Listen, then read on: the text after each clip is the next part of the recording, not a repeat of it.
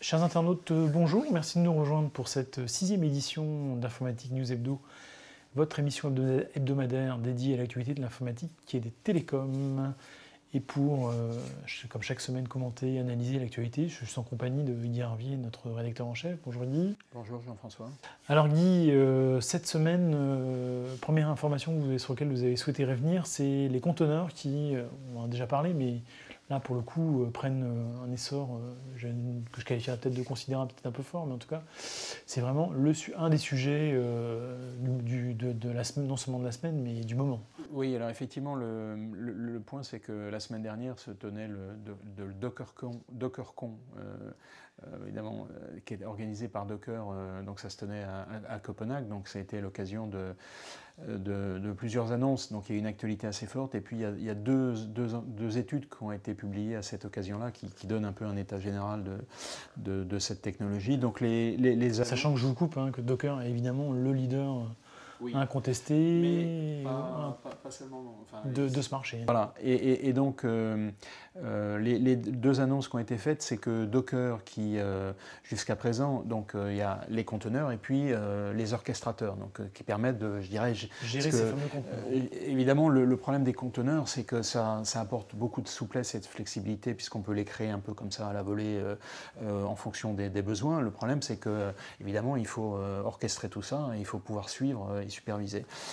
Donc ça pose un problème qui est loin d'être négligeable. Et donc Docker, qui jusqu'à présent poussait son propre orchestrateur Docker Swarm, a compris que finalement Kubernetes ou Kubernetes, ça dépend comment on prononce la française ou l'anglaise, qui est donc le produit qui a été développé par Google, a quand même le vent en poupe. Et l'idée, Docker finalement va pousser l'un comme l'autre en fonction de ce que souhaitent faire les clients. Donc ça, c'était une annonce. Il y en a eu une autre qui était que IBM a fait une annonce en fait pour proposer ce qu'ils appellent le Docker Enterprise Edition for IBM Cloud. Donc ça, c'est le nom générique. En gros, qui propose une meilleure intégration de Docker, de l'orchestration des conteneurs Docker sur le cloud d'IBM. Donc c'est deux annonces importantes, et il y en a eu d'autres.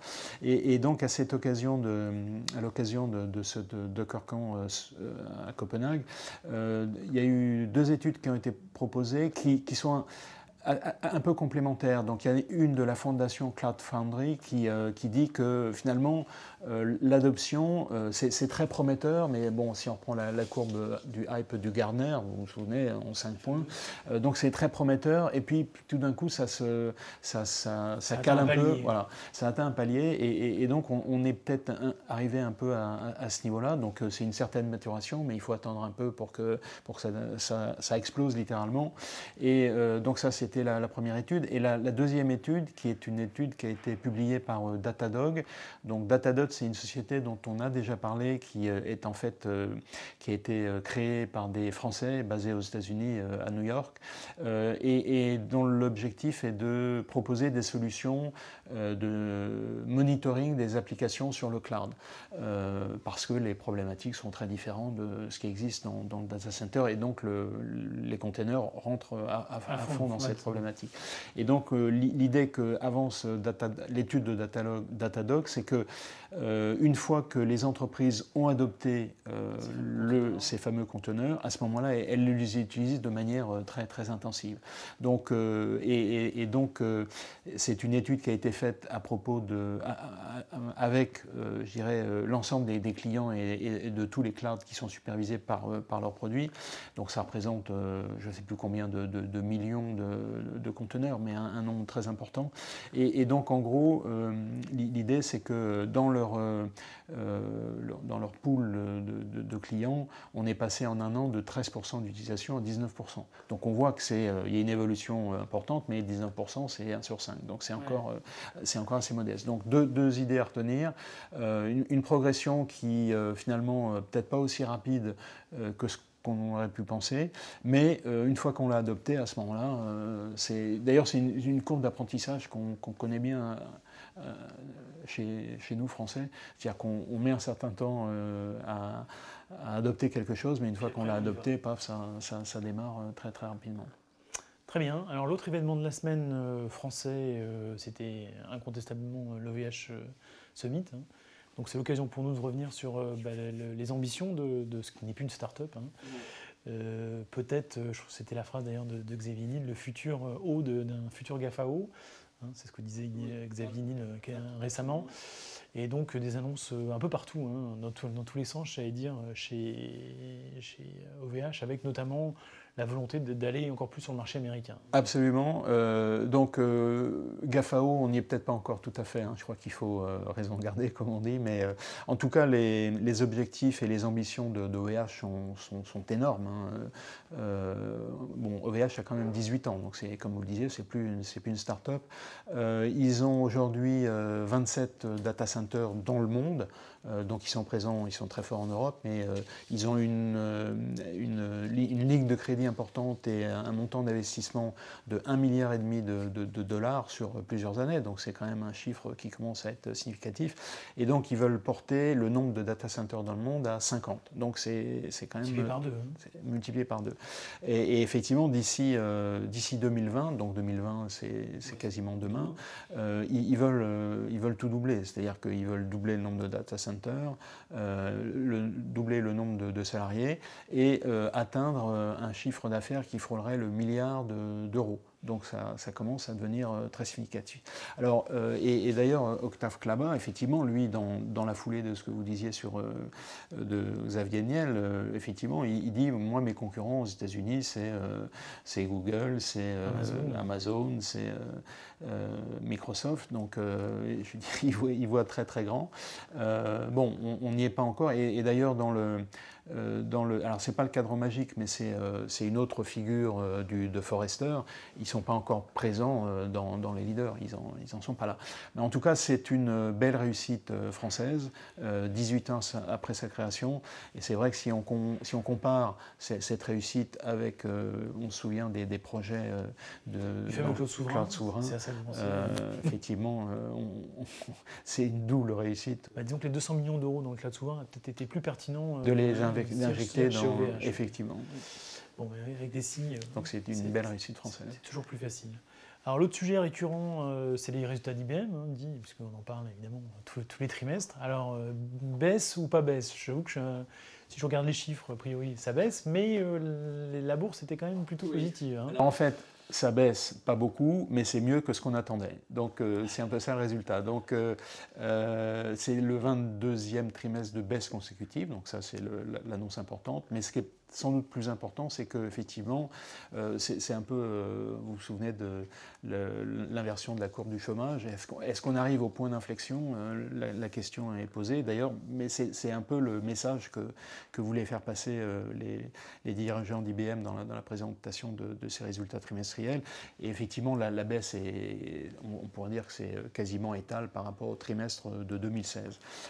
Mais c'est significativement mieux de 500 millions de dollars que ce que les analystes attendaient. Donc 19,15 contre 18,60. Et donc, évidemment, les analystes, c'est pas par rapport à ce qui est, mais c'est par rapport à ce qu'ils espéraient ou ce qu'ils attendaient. Et donc, la bourse a pris 5% tout d'un coup. Ce qui est important à signaler, c'est qu'il y a une baisse. Alors, IBM ne donne pas de manière aussi précise, ne détaille pas de manière aussi précise comme il le faisait auparavant, mais en gros, il y a les grands pavés, il y a les services technologiques, les services business, et puis les systèmes, parce que IBM fabrique encore des ordinateurs, au cas où vous l'auriez oublié. Pas du tout. Et il se trouve qu'en fait, il y a quelques mois, IBM a fait une annonce de nouvelle génération de mainframe, et on sait que ça prend un certain temps à ça ne rend pas comme un PC sur étagère. C'est pas une baguette de pain, et il se trouve que ça commence à rentrer dans les chiffres, et c'est la seule division qui a progressé par rapport à 2016. Mais je dirais que la problématique, c'est toujours la même, hein. C'est que donc ce qu'ils ont appelé les initiatives stratégiques, donc c'est tout ce qui est autour de l'informatique cognitive, l'intelligence artificielle, Watson et le cloud. Le cloud aussi, c'est très important. La sécurité aussi, d'ailleurs, c'est important pour IBM. Tout ça évolue très vite. Le problème, c'est que le reste est en train de se réduire. Donc il faut savoir si ce qui va plus vite compense ce qui va moins vite. Et donc on attend le prochain trimestre avec impatience, en espérant pour IBM qu'ils auront, parce que 22 trimestres, ça commence à faire beaucoup quand même. Si ce n'était pas IBM, je pense qu'il y a beaucoup d'investisseurs qui seraient partis, à commencer par Warren Buffett, qui est un des plus gros. C'est quasiment $1 milliard d'investissement chez IBM, donc c'est quelque chose d'assez lourd et je suppose qu'il suit ça avec beaucoup d'intérêt.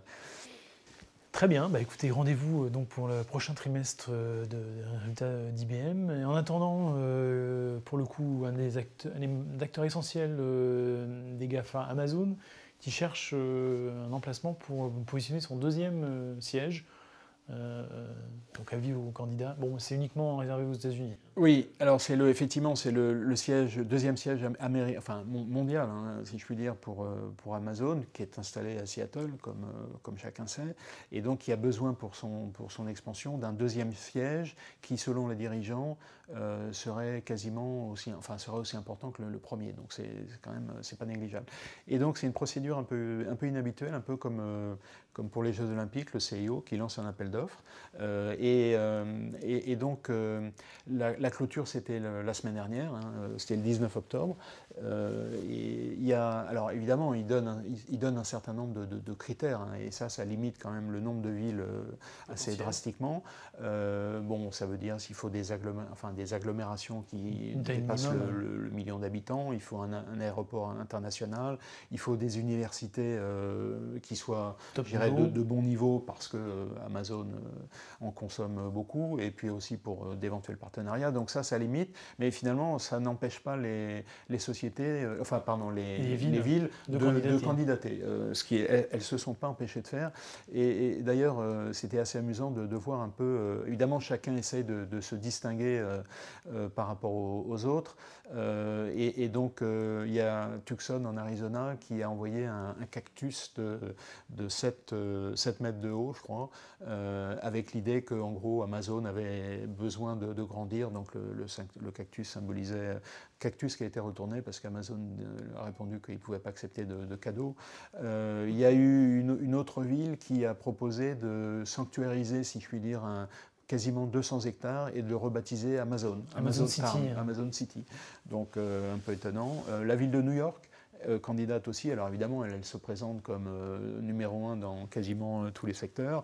Bon, sachant que la probabilité que ce soit New York n'est pas très grande, parce que le coût du foncier est quand même assez élevé. Mais New York a illuminé quelques bâtiments de la ville en orange, puisque orange c'est la couleur d'Amazon. Il y a une autre ville qui a décidé de faire un Amazon Day, donc un jour consacré à Amazon. Une autre encore, alors c'est quelque chose. Nice, elle a préféré. Oui, c'est ça, un peu étonnant, qui a commandé 1000 objets donc, sur Amazon et a mis des commentaires 5 étoiles.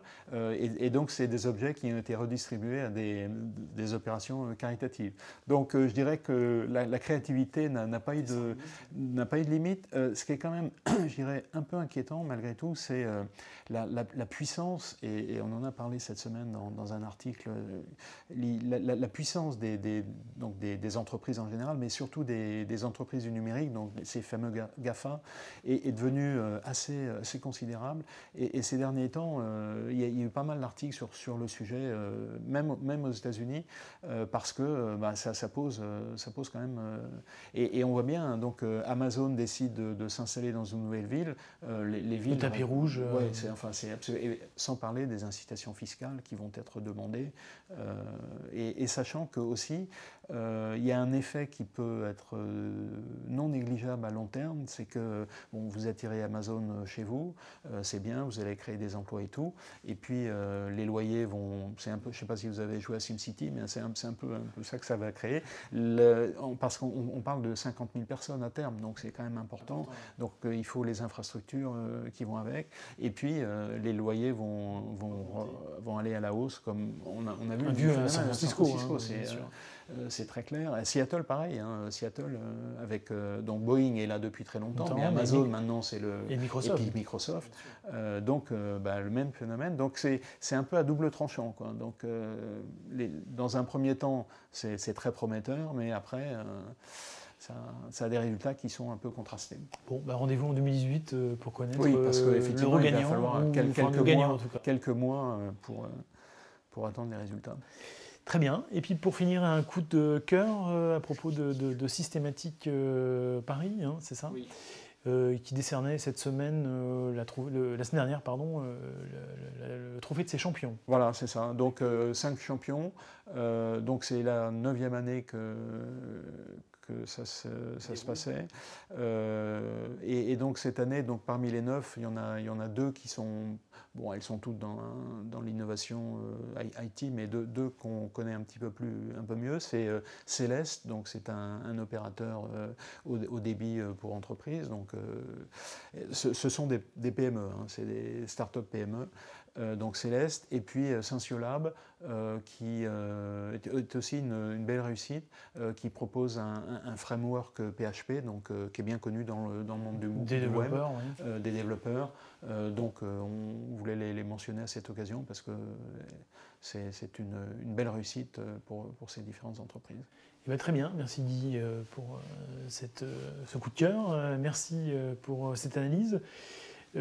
Pour nos lecteurs qui sont intéressés, je leur donne rendez-vous pour notre rubrique invité de la semaine, puisque cette semaine vous recevez les 2 patrons de Dell Technologies, qui est, comme on le sait, la fusion de Dell et EMC, et donc je laisse nos lecteurs qui le souhaitent en votre compagnie et en leur compagnie.